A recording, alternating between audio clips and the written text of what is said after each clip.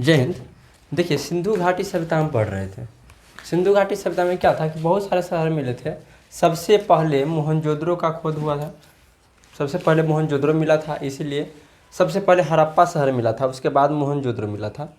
तो हड़प्पा शहर मिला था ना, इसीलिए सिंधु घाटी सभ्यता को हड़प्पा सभ्यता भी कहा जाता है। ये हम आपको इससे पहले वाले क्लास में कितने शहर के विषय में, हम 5 शहर के विषय में बताए थे। 5 शहर का खुदाई किया गया था, उसके खोजकर्ता कौन थे, कब खुदाई हुआ था, किस नदी किनारे था, ये सारा कुछ हम आपको बताए हुए थे। अब हम देखेंगे अगला शहर। देखिए यहाँ पे है बनवाली। बनवाली देखिए, हम बताए थे आपको कि शुरू वाले 1-2 शहर का खुदाई जिस डेट में हुआ था ना, वो डेट शुरू वाला का ही 1-2 का पूछा जाता है, उसके बाद वाले का डेट नहीं पूछा जाता, समझे। तो आप बाद वाले का डेट से ज़्यादा मतलब ही नहीं रखिएगा। देखिए बनवाली कहने से, बनवाली एक शहर है जो कहाँ है, हरियाणा में है। बनवाली कहाँ है, हरियाणा में। तो बनवाली से कैसा साक्ष्य मिला है सो बता रहे हैं। देखिए बनवाली कहते हैं, बनवाली कहने से पता चला कि बहुत अच्छा बनावट होगा, लेकिन यहाँ विलोम था, उल्टा है। बनवाली मतलब अच्छा बनावट, लेकिन बनावट यहाँ सबसे बेकार था। यहाँ क्या था, बनावट सबसे बेकार था। सिंधु सभ्यता में जितने भी शहर मिले हैं ना, उस सभी शहर में बनवाली एक ऐसा शहर था जो हरियाणा में उपस्थित है, उसका बहुत ज़्यादा बनावट सबसे खराब था। मतलब कि वहाँ का रहन सहन, समझे, सबसे खराब था। इसका खोज कौन किया था, रविंद्रनाथ सिंह ने किया था। कहाँ है, रंगोई नदी के किनारे। बनवाली कहाँ है, रंगोई नदी के किनारे। इसका खोज कौन किया था, तो रविंद्रनाथ सिंह। बनवाली का खोज किसने किया था, रविंद्रनाथ सिंह। कहाँ पे है, तो रंगोई नदी के किनारे, हरियाणा में है। कहाँ है, हरियाणा में। देखिए इसका बनावट सबसे खराब था। यहाँ का सड़क जो था टेढ़ी मेढ़ी। सिंधु सभ्यता की अगर बात करते हैं तो सिंधु सभ्यता में जितने भी शहर है ना, तो सभी शहर सड़क की बात अगर करते हैं तो जितने भी शहर थे, उस सभी शहर के सड़क जो था सीधा था और आपस में 90 डिग्री पर काटता था। मतलब कि शहर कैसा था, जैसे एक सड़क ऐसे गया और दूसरा सड़क ऐसे जाएगा, तो 90 डिग्री पर काटता था। इस प्रकार के सड़क था।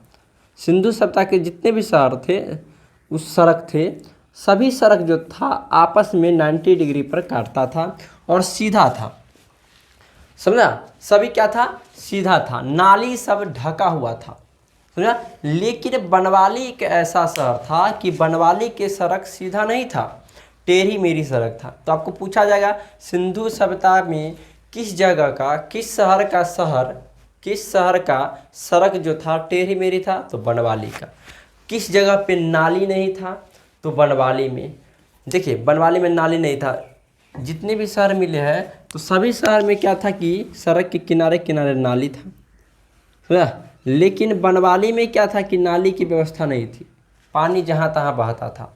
एक जगह पे सोख्ता पाया गया। सोख्ता जानते हैं ना, कि पानी का गड्ढा। पानी एक जगह पे पानी का गड्ढा पाया गया है कि वहाँ पे पानी जाता था, वहाँ पे सोख लिया जाता था, तो सोख्ता था। सोख्ता कहाँ पे मिला है, बनवाली में मिला है, समझा। तो जल निकासी की व्यवस्था नहीं था, जल निकासी की व्यवस्था नहीं थी। नाली खुली हुई थी, नाली जो था ना खुला हुआ था, समझा। सोझे सड़क के किनारे में क्या था कि गड्ढा नाली टाइप से बना दिया था, वो न ढलैया था, नाली में कुछ नहीं था, बस ऐसा ही गड्ढा खन किया। उसके बाद उसका क्या कर दिया था, नाली की व्यवस्था कर दिया था और पानी को एक जगह पर गिरने के लिए सोख्ता बना दिया गया था। तो बनवाली का बनावट जितना था ना, सबसे खराब था, समझे ना।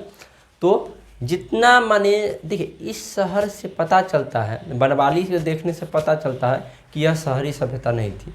तो एगो दूगो अपवाद में निकल जाएगा, बाकी बात जितने भी शहर थे ना, वो सभी शहर को देखने से पता चलता है कि ये जो शहर था, सिंधु सभ्यता था, जो क्या था, शहरी था। सिर्फ यहाँ का ना बनावट खराब था। यहाँ पे क्या सड़क अच्छा नहीं था, नाली अच्छा नहीं था, सोख्ता था, समझा ना। तो इस प्रकार से बनवाली का बनावट था। बनवाली हरियाणा में है, रंगोई नदी के किनारे। कौन खोज किया था, तो रविंद्रनाथ सिंह ने। बनवाली का खोज रविंद्रनाथ सिंह ने किया था, जो रंगोई नदी के किनारे हरियाणा में है, समझ गया। यहाँ का सड़क टेढ़ी मेढ़ी था, नाली ढकी हुई नहीं थी, पानी को एक जगह पर इकट्ठा करने के लिए सोख्ता का व्यवस्था था, जल निकासी की अच्छी व्यवस्था नहीं थी। तो ये सब था बनवाली की विशेषता। अगला शहर की ओर बढ़ते हैं। अगला शहर था कालीबंगा। कालीबंगा राजस्थान में है, समझा। कालीबंगा कहाँ है, राजस्थान में है। इसको याद करने का ट्रिक ये आप याद रखिएगा, काली बीबी चूड़ी मांगे तो एक थापर मारिए और बोलिए कि जाके खेत जोत। काली बीबी चूड़ी मांगे तो एक थापर मारिए और कहिए जाके खेत जोत। समझे? तो काली से काली बंगा, काली से क्या हो जाएगा? काली बंगा, है ना? काली, देखिए हालांकि काली बंगा के मतलब होता है काली मिट्टी की चूड़ी। काली बंगा का अर्थ क्या होता है? काली मिट्टी की चूड़ी। कहाँ पे है ये? राजस्थान में है। काली बंगा का अर्थ क्या होता है? काली मिट्टी की चूड़ी। ये है राजस्थान में। देखिए इसका ट्रिक, काली बीबी चूड़ी मांगे तो एक थापर मारिए और कहिए जा करके खेत जोत। किससे? हल से। तो काली बीबी, काली बीबी, काली से काली बंगा, बीबी से बीबी लाल, बीबी से बीबी लाल, बीबी से क्या कहेंगे? बीबी लाल। देखिए बीबी से बीबी लाल, बीबी लाल और एक के थापर, बीबी लाल और एक के थापर, बीबी लाल और एक के थापर, बीबी लाल और एक के थापर, इसके खोज करता थे। समझे? काली बीबी चूड़ी मांगे एक के थापर मारिए और कहिए जाके हल से खेत जो। समझे? तो काली के मतलब काली बंगा, बीबी के मतलब बीबी लाल और एक के थापर, ये दोनों जो था क्या था? खोज करता था। एक के थापर और बीबी लाल, ये क्या था?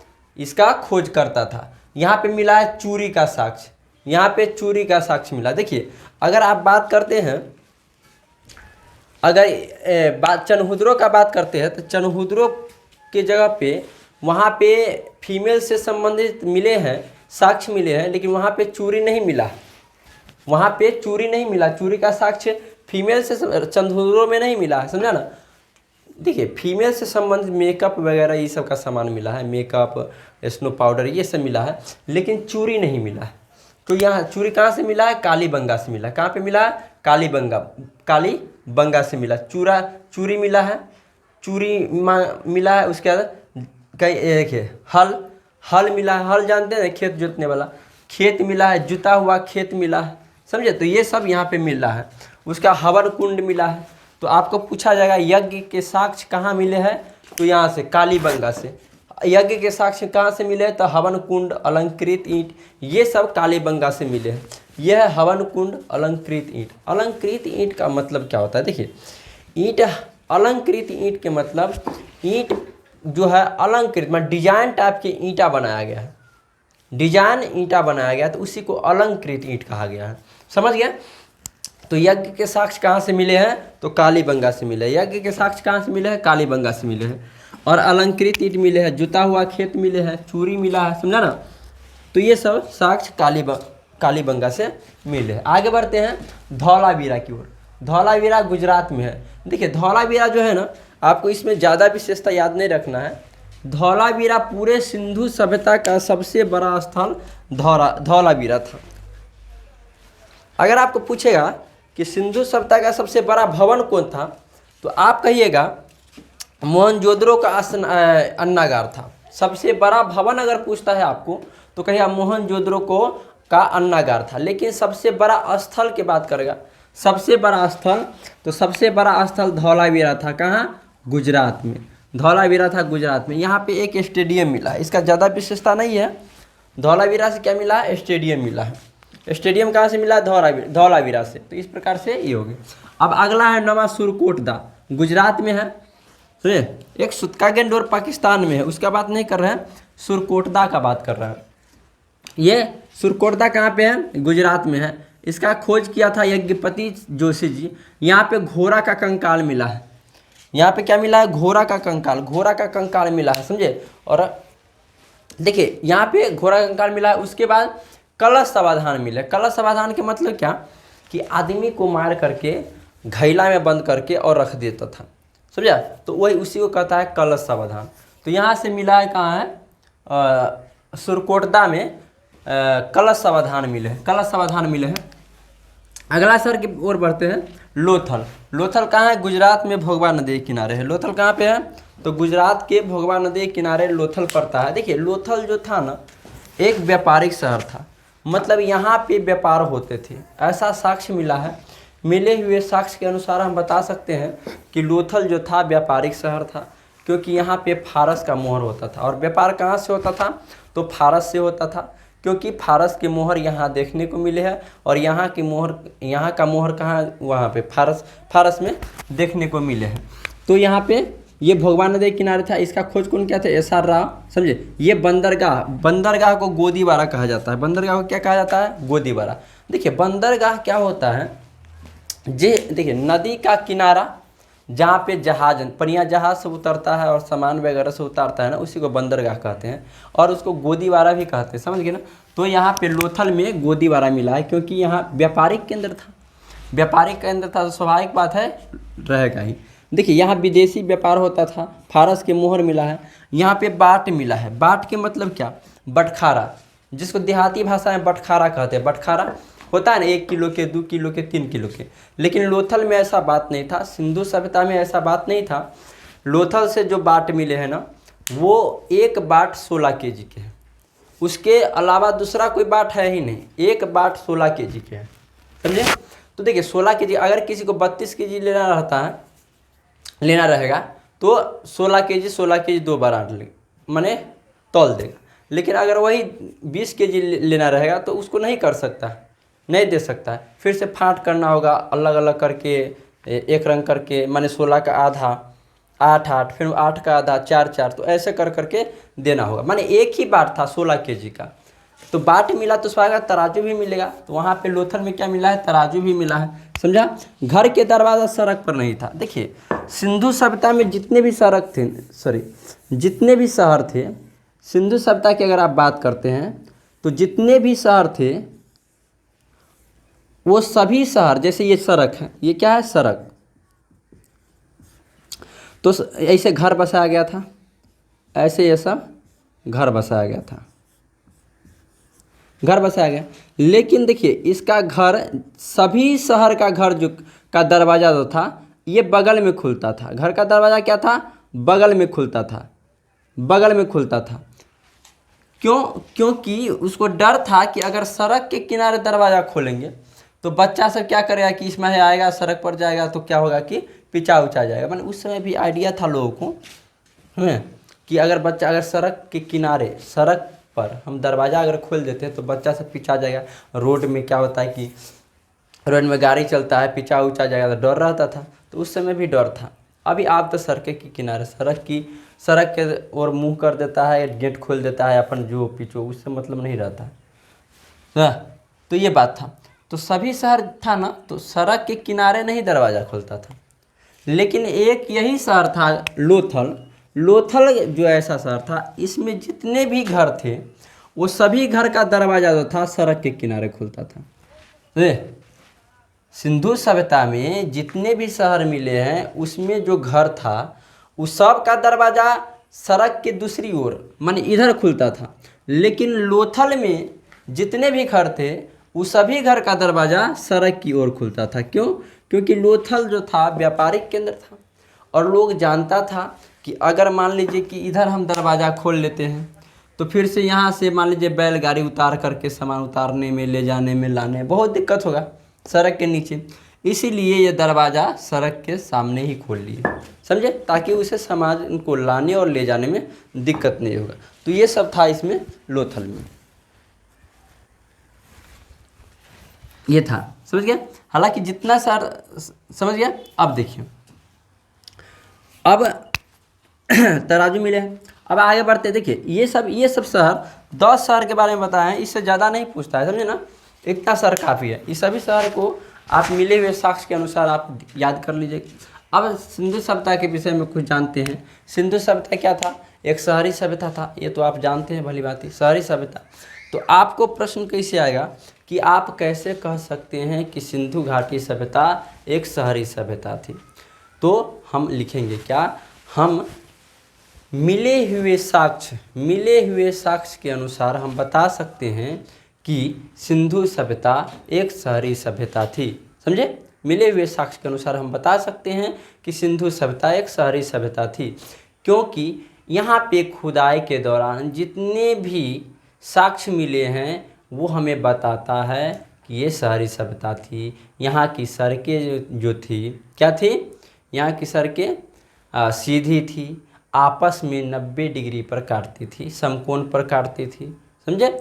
और जितने भी शहर थे सभी शहर दुर्ग सहित थे। माने सिंधु सभ्यता के जितने भी शहर थे, शहर के चारों साइड एक दुर्ग था, किला था, जो आतंकवादियों या जो उस पर हमला करने वाले थे उससे बचाता था। समझा। और क्या था कि नाली सब जो था ढका हुआ था। सिर्फ किसका नाली नहीं ढका हुआ था? सिर्फ एक यही, कहाँ गया, एक बनवाली का नाली नहीं ढका हुआ था। तो एक को आप बाद में चलेंगे, उसको एक, अगर एक का नहीं ढका हुआ तो सबको नहीं गिनती करेंगे। यहाँ की नालियाँ ढकी हुई थी, यहाँ की जल निकासी की एक अच्छा व्यवस्था था, है ना। तो इस प्रकार से आप सिंधु सभ्यता के विषय में आप लिख सकते हैं और कह सकते हैं कि यह एक शहरी सभ्यता थी। समझ गया। अब आगे देखिए, यहाँ जो सिक्का चलता था वो टेराकोटा का बनता था। मोहर, देखिए मोहर था ना, मोहर कैसा था? तो एक सिंघीय बैल में वहाँ पे जो मोहर मिले हैं ना, मोहर जानते हैं ना, मोहर जो वहाँ पे मिले सिंधु घाटी सभ्यता में, वो किसका मिला है? तो एक सिंघीय बैल का मोहर मिला है।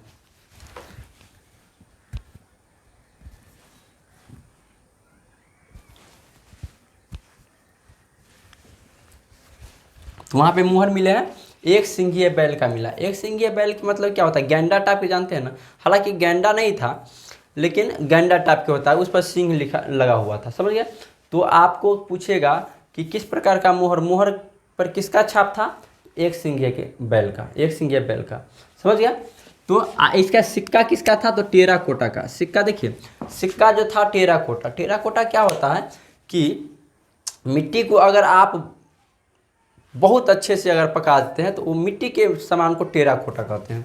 तो टेराकोटा का क्या था? सिक्का था। यहाँ पे गाय का साक्ष्य नहीं मिला है, पूरे सिंधु सभ्यता में गाय का साक्ष्य नहीं मिला है, तलवार नहीं मिला है, तलवार नहीं मिला है। इससे हमको पता चलता है कि सिंधु सभ्यता के लोग जो थे ना, युद्ध से परिचित नहीं थे, युद्ध वगैरह नहीं करना जानते थे। ये तलवार मिला ही नहीं, युद्ध करने का सामान रहेगा तब ना हम कहेंगे। अगर मान लीजिए आपके घर में मिलेगा बंदूक उंदूक, तो आपको क्या कहेगा कि गुंडा है, डरिएगा उससे। बंदूक वगैरह आपके घर में अगर मिल जाता है तो डरिएगा ना कि बाली बंदूक मिले है, तलवार मिले है, ये मिला है, ये युद्ध उद्ध करता है। तो पूरे सिंधु सभ्यता में तलवार कहीं पे मिला ही नहीं है। इससे हम कहते हैं कि सिंधु सभ्यता के लोग जो थे ना, वहाँ पे क्या था कि युद्ध वगैरह से परिचित नहीं था। समझे। अब कहिए कि सर जब युद्ध से परिचित नहीं था तो मोहनजोदड़ो में लाश के टीला कैसे मिला? समझे। तो देखिए मोहनजोदड़ो में एक दो शहर अपवाद होते हैं। जैसे यहाँ पे मान लीजिए बनवाली, बनवाली का जो था बनावट अच्छा नहीं था, तो हम उसको लेकर के हम थोड़ी कहेंगे कि सिंधु सभ्यता का बनावट ही अच्छा नहीं था, ये ग्रामीण सभ्यता था। ऐसा तो नहीं कह सकते हैं। सिर्फ मोहनजोदड़ो में मारकाट हुआ था, उस जगह पे मारकाट हुआ था, लेकिन पूरे सिंधु सभ्यता में मारकाट नहीं हुआ था। समझे। एक जगह पे लाश का टीला मिला है, उससे हम पूरा अनुमान नहीं लगा सकते हैं। तो समझ गए। तो तलवार कहीं नहीं मिला है, इससे हम पता कर सकते हैं कि सिंधु सभ्यता जो थे, सभ्यता के लोग थे, वो युद्ध से परिचित नहीं थी। उस समय के लोग युद्ध नहीं करना जानते थे, युद्ध नहीं हुआ। समझे। लोहा भी नहीं मिला था, उस समय लोहा नहीं मिला था, कांसा का खोज हो चुका था। समझे। कांसा का खोज हो चुका था। अब देखिए यहाँ का अर्थव्यवस्था का मुख्य आधार कृषि था। यहाँ के लोग कृषि करते थे। देखिए, और स्वाभाविक बात है कि कृषि के लिए ही लोग यहाँ बस गए, क्योंकि सिंधु सभ्यता के जितने भी लोग थे, सिंधु सभ्यता का जितना भी शहर था ना, वो सब किसी न किसी नदी के किनारे था, किसी न किसी नदी के किनारे था। और अल्टीमेटली वो नदी सिंधु नदी में आकर के मिल जाता था, इसीलिए सिंधु सभ्यता कहते हैं इसको। जितने भी शहर थे नदी के किनारे थे। और नदी के किनारे लोग क्यों बसते हैं? क्योंकि हमको वहाँ पे सुविधा होता है, रहने में क्या होता है, सुविधा होता है। वहाँ की मिट्टी जो होती है उपजाऊ होती है, वहाँ पे हम अच्छे से खेती कर सकते हैं, अच्छे से खेती करके रहन सहन अच्छा, वहाँ की नदियों में मछली उछली मार करके अच्छा से रह सकते हैं। तो वहाँ के लोगों का, सिंधु सभ्यता के जितने भी लोग थे ना, वहाँ का सबसे मेन उद्देश्य, सबसे मेन व्यवसाय जो लोग का था कृषि था, माने खेती करना। वो खेती पर ही डिपेंड रहते थे। बाकी व्यापार भी करते थे, जैसे लोथल के जितने भी लोग थे व्यापार करते थे, उसको व्यापार से मतलब था। लेकिन ज़्यादातर जो शहर मिले हैं, तो उस शहरों के लोग जो थे ना, वो कृषि पर डिपेंड रहते थे। समझ गए। तो कृषि पर यहाँ की लिपि भाव चित्रात्मक थी। सिंधु सभ्यता की लिपि कैसी थी? भाव चित्रात्मक। भाव चित्रात्मक क्या होता है कि चित्र को देख करके आप जान सकते हैं। जैसे मैं मान लीजिए बच्चा सबको अ से अनार, आ से आम, ई से इमली पढ़ाते हैं ना, तो वो एक भाव चित्रात्मक है। चित्र देख करके पता करना। जैसे मान लीजिए कि अ से अनार रहता है तो अ लिख देता है, अनार के चित्र बना देता है। तो बच्चा क्या करता है, देखता है अनार को देखता है और जान जाते हैं कि वो अनार है तो अ से अनार हो गया। तो उसी को भाव चित्रात्मक कहते हैं। क्योंकि वहाँ के लिखावट को तो सिंधु सभ्यता की जितनी भी लिखावट थी हम तो पढ़ नहीं पाए हैं, समझे। और वहाँ पे चित्र के द्वारा ही समझा जाता था, समझिए ना किसी बात को। तो लिपि कैसी थी सिंधु सभ्यता की, भाव चित्रात्मक थी, समझ गए बात को। अभी ये जो सिंधु सभ्यता थी ना वो मातृसत्तात्मक थी। सिंधु सभ्यता जो थी मातृसत्तात्मक, इसीलिए तो मातृ देवी की मूर्ति मिली है। इसीलिए क्या मिला है, मातृ देवी की मूर्ति मिली। कहाँ से मिली है, यहाँ से हड़प्पा से क्या मिला है, मातृ देवी की मूर्ति मिली है, समझ गए। तो मातृ देवी की मूर्ति हमें कहाँ से मिली है, हड़प्पा से मिली है। तो सिंधु सभ्यता जो था वो मातृसत्तात्मक था। देखिए मातृसत्तात्मक क्या होता है कि माता के नाम के द्वारा लोगों को पहचान। जैसे अभी पितृसत्तात्मक, अभी देश क्या है, पितृसत्तात्मक, पिता का मेन रोल दिया गया है, जो बहुत गलत होता है, समझे ना। जो बहुत क्या है, अरे माँ को भी उतना ही सम्मान मिलना चाहिए ना, बराबर का हकदार होती है तो बराबर रोल मिलना चाहिए। तो मातृसत्तात्मक क्या होता है, उस समय के लोग माँ के द्वारा बच्चे को जानता था। आप कहीं जाते तो आपसे सबसे पहले क्या पूछता है, आपके पिता का क्या नाम है। क्यों, क्योंकि पितृप्रधान देश है हमारे, क्या पितृप्रधान, पिता का ज़्यादा मान्यता दिया जाता है। लेकिन उस समय के सिंधु सभ्यता के लोग थे वो मातृसत्तात्मक थे, माता के द्वारा लोगों को पहचान किया था। अब सिंधु सभ्यता का विनाश कैसे हुआ, सिंधु सभ्यता का विनाश कैसे हो गया था, तो बाढ़ के कारण। स्वाभाविक बात है, जितना भी शहर था सब नदी के किनारे था। तो नदी में मान लीजिए कभी एकदम ज़्यादा पानी बढ़ गया होगा, बाढ़ आया होगा, पूरी तरह से विनाश हो गया होगा। तो सिंधु सभ्यता के विनाश के कारण अगर पूछेगा तो बाढ़ कहिएगा। देखिए सिंधु सभ्यता कितना, इसका समय था 2500 ईसा पूर्व से 1750, लगभग कितना दिन ये सभ्यता चला, तकरीबन 800 वर्ष ये सभ्यता चला। 800 वर्ष तक सिंधु सभ्यता चला, समझे। तो इतना वर्ष तक सिंधु सभ्यता चला था। दुनिया की सबसे पहली नगरीय सभ्यता थी, समझे। दुनिया की सबसे पहले नगरीय सभ्यता अगर पूछेगा तो आप कहिए सिंधु सभ्यता। देखिए हालांकि मेसोपोटामिया की सभ्यता इससे भी पुरानी थी, बहुत पुरानी थी मेसोपोटामिया की सभ्यता, लेकिन वो शहरी नहीं थी, समझे। वो क्या थी, ग्रामीण सभ्यता थी। लेकिन आपको अगर पूछेगा दुनिया की सबसे पहली सभ्यता तो फिर आप दूसरा कहिए, मेसोपोटामिया की सभ्यता कहिए, वो सबसे बहुत पुरानी थी। लेकिन पहली शहरीय सभ्यता कहेगी तो आपको यही कहना है, सिंधु सभ्यता। तो ये था। अब आगे बहुत सारा सभ्यता था, समझे। तो उस सभ्यता को हम अगले क्लास में पढ़ेंगे। आपका सिंधु सभ्यता यहाँ पे ख़त्म होता है, समझे। इसको आप पूरी तरह से कंप्लीट कर लीजिए। देखिए सिंधु सभ्यता का 2 क्लास हुआ है, इससे पहले वाला क्लास था एक, और एक ये क्लास, समझे। तो इस प्रकार से आपको सिंधु सभ्यता के विषय में पूरी तरह से डिटेल है। आपको जो भी प्रश्न सिंधु सभ्यता के बारे में आपको डाउट होगा, कोई भी प्रश्न अगर फंसेगा तो आप बेझिझक आप कमेंट कर सकते हैं कि सर सिंधु सभ्यता में और भी जो भी। देखिए आपको एग्जाम के लिए, कोई भी एग्जाम के लिए, कंपटीशन एग्जाम के लिए आपको ये काफ़ी है, इतना आप ध्यान कर लीजिए तो आपको इसमें से ही प्रश्न आता है, इससे ज़्यादा नहीं आता है, समझे। आप सिंधु सभ्यता से रिलेटेड कोई भी प्रश्न देख लीजिए। अब इसको कंप्लीट कर लीजिए, तब तक के लिए जय।